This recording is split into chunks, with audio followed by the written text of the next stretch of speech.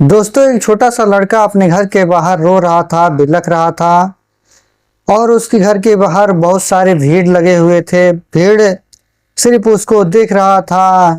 लड़के का रो रो के बुरा हाल हो चुका था क्योंकि उसकी माँ को जो है मृत्यु हो चुकी थी और वह लड़का अपने माँ के शव के पास घर के बाहर ही बैठा हुआ था और वो लगातार रो रहा था क्योंकि उसकी जो माँ का मृत्यु हो चुका था और वो अपने घर के बाहर अपने माँ के शव के पास बैठा हुआ था। उस मासूम लड़के को यह नहीं पता कि अब उसकी मम्मी इस दुनिया में नहीं रही, अब वो कभी नहीं उठेंगी और आसपास भीड़ लगी हुई थी। सभी लोग जो है तमाशा देख रहे थे, लेकिन उसका मदद करने के लिए कोई भी शख्स आगे नहीं आते। लड़के के पास उतना पैसा नहीं होता है कि वह अपने मम्मी का अंतिम संस्कार कर सके और वह लड़का नासमझ होता है।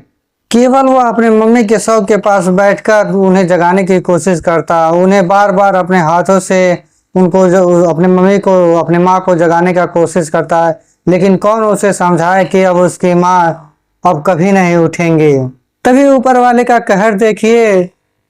कहते हैं ना कि जब दुख का घड़ी आता है तो चारों तरफ से आता है। तभी वहां तेजी से बारिश होने लगती है, बिजली चमकने लगती है, गरजने लगती है और बारिश की वजह से जहाँ वहां पे जो दो चार लोग खड़े थे वह भी उस लड़के को छोड़कर वहां से चले जाते हैं। अब बीच मैदान में वह लड़का और उसकी माँ का मृत शरीर ऐसे ही जमीन पर पड़ा रहता है। लड़का लगातार अपनी माँ को देखता रहता है। जब बारिश होती है तो लड़का अपना टी शर्ट निकाल कर अपनी माँ को ढक देता है ताकि उसकी मम्मी पर बारिश की बूंदें जो है ना गिरे। लड़का बड़ी मासूमियत से कहता है, माँ अब तुम बीमार नहीं पड़ोगी क्योंकि मैंने तुम्हें ढक दिया है। सोचिए एक लड़का किस तरह से अपनी माँ की मौत से टूट गया होगा और उसे बुरे समय में बारिश हो रही है। लड़का को कुछ समझ में नहीं आ रहा था कि वह करे तो क्या करे। तभी वहां पर एक चमचमाती हुई सफ़ेद रंग की एक गाड़ी आकर रुकती है और उसमें से एक बनारसी साड़ी पहनी हुई एक महिला निकलती है। महिला का उम्र करीब 40 से 41 साल लग रहा था। वह महिला बारिश में भीगते हुए उस लड़के के पास पहुंचती है। जैसे ही महिला उसके पास पहुंचती है उसका कलेजा फट जाता है। वह ज़ोर ज़ोर से वहां पर खड़े जो लोग थे उन पर चिल्लाने लगती है और आसपास के लोगों पर गुस्सा करने लगती है और कहती, तुम लोगों को शर्म नहीं आनी चाहिए, तुम्हारे अंदर इंसानियत नाम का कोई चीज़ नहीं है, तुम लोग इंसान कहलाने के लायक भी नहीं हो। यहाँ एक महिला मर चुकी है, उसका बेटा बेसहारा और तुम सब अपने अपने घरों में आकर आराम से बैठे हुए हो।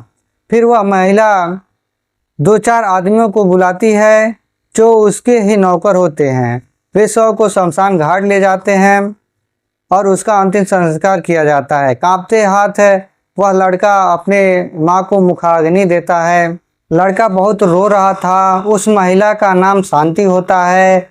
शांति उस लड़के से कहती है, देखो बेटा, तुम्हारी मम्मी अब इस दुनिया में नहीं रही और तुम चाहो तो मेरे साथ चल सकते हो अगर तुम्हें चलना हो तो। यह बात सुनकर लड़का थोड़ा शांत होता है और कहती है, देखो ना मेरा कोई बेटा है ना कोई मेरी बेटी। गुड्डू जो उस लड़के का नाम होता है, यह सुनकर उसे अच्छा लगता है। वह जाने के लिए तैयार हो जाता है क्योंकि उसके पिता का 1 साल पहले ही एक्सीडेंट हो गया था और उसमें वह गुजर गए थे और ना ही उसके कोई भाई बहन थे और अब उसकी माँ इस दुनिया में नहीं रही और वह अपने माँ के साथ ही रहता था। गुड्डू अब शांति के साथ रहने लगता है। शांति जो कि ऑफिस में काम करती थी और उसका पति जो है विदेश में काम करता और शांति जो अपने नौकरों के साथ रहा करते थे। लगभग 4 से 5 साल बाद गुड्डू बड़ा हो जाता है। शांति का पति साल में 1 या 2 बार ही आता था। जब गुड्डू बड़ा हो जाता है तो शांति की बुरी नज़र उस पर पड़ती है। उसका एक अलग ही दृष्टिकोण से उसको देखने लगती है और उसके मन में एक विचार आता है। वैसे तो उसका पति विदेश रहता है और साल में 1 या 2 बार आता है और वह खुद भी अकेले रहती है। फिर उसके मन में ख्याल आता है, वह सोचने लगती है, वैसे तो गुड्डू जो है मेरा बेटा नहीं है, मैं तो उसे सड़क से उठा लाई थी। अब उसके मन में वैसे ही ख्याल आता है जैसे एक पति और पत्नी के बीच में काम होता है, वैसे हुए वह गुड्डू के साथ करना चाहती थी।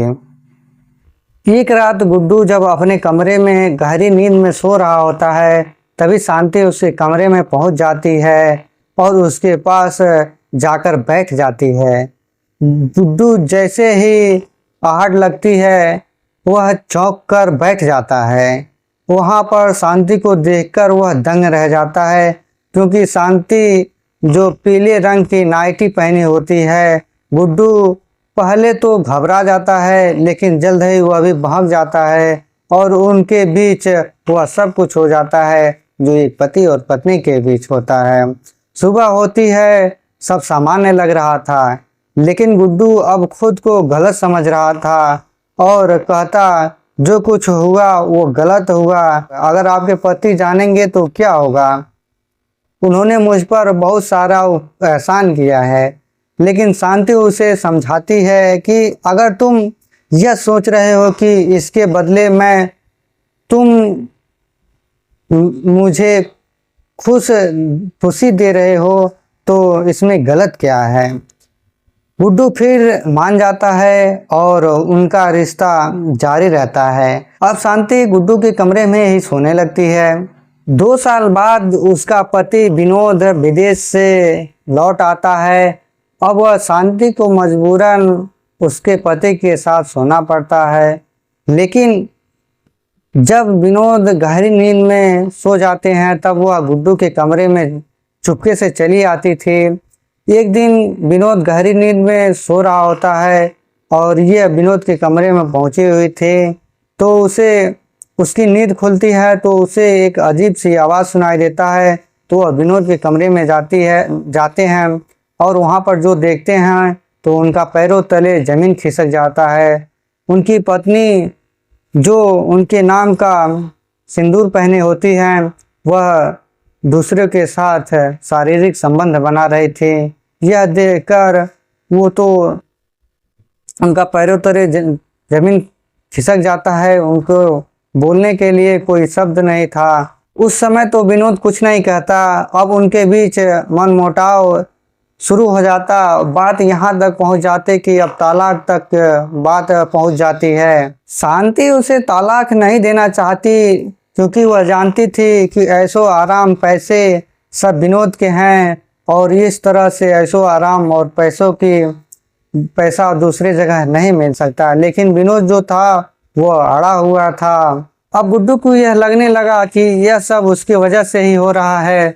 गुड्डू अपनी गलती को मानकर एक दिन चुपचाप घर से निकल जाता है। शांति जब देखती है कि गुड्डू घर पर नहीं है तो वह परेशान हो जाती है। अब वह गुड्डू को ढूंढने लगती है, क्योंकि वह गुड्डू से बहुत जुड़ चुकी होती है। अब वह गर्भवती भी हो जाती है। शांति यह खुशखबरी गुड्डू को देना चाहती है, लेकिन गुड्डू तो वहाँ से जा चुका था। अब वह कुछ अपराधियों के पास जाती और विनोद को रास्ते से हटवाने की योजना बनाती।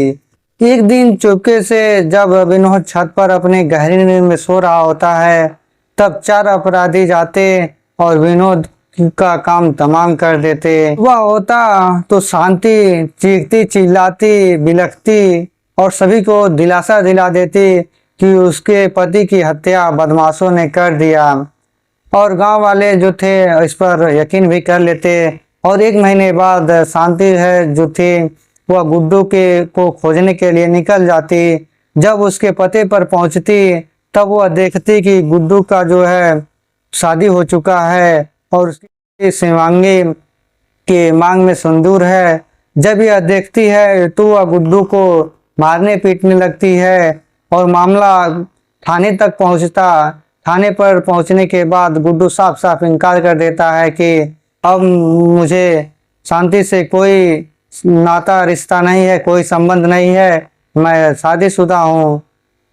उसके बाद शांति को समझ में आने लगता है कि जिसके लिए मैंने सब कुछ गंवाया, सब कुछ खो दिया, अब वह मुझे नहीं समझ रहा है और अब वह कहीं की नहीं रही। लेकिन इंसान को रिश्ता और मर्यादा के लिमिट में रहना चाहिए और अपने परिवार की इस समय मतलब अपने परिवार का देखभाल करना चाहिए, उस पर ध्यान रखना चाहिए कि आपका परिवार क्या कर रहा है, क्या नहीं कर रहा है। साथियों, ये घटनाक्रम को सुनाने का मेरा उद्देश्य आपके भावनाओं को ठेस पहुंचाना नहीं है, आपके आत्मा को ठेस पहुंचाना नहीं है, बल्कि आपको जागरूक करना है कि आजकल ऐसे ही जमाना आ गया, ऐसा दौर चल रहा है कि बहुत सारे घरों में जो है, बहुत सारे गांवों में, बहुत सारे मोहल्लों में किसी न किसी प्रकार की ऐसे ही क्राइम हो रहे हैं, घटनाएं हो रही हैं, जिससे समाज में एक बुरी छवि पहुंच रही है और इस तरह की घटना हो रही है। तो आप अपने परिवार के प्रति सतर्क रहिए और जागरूक रहिए, जिससे आपके घर में इस तरह की घटना और आपके साथ इस तरह की घटना न हो पाए। बाकी चलिए मिलते हैं अगली वीडियो में अगली टॉपिक के साथ। तब तक के लिए जय हिंद, जय भारत। साथियों, मैं आपका मित्र सिकंदर साहनी, उत्तर प्रदेश, जिला महाराजगंज से।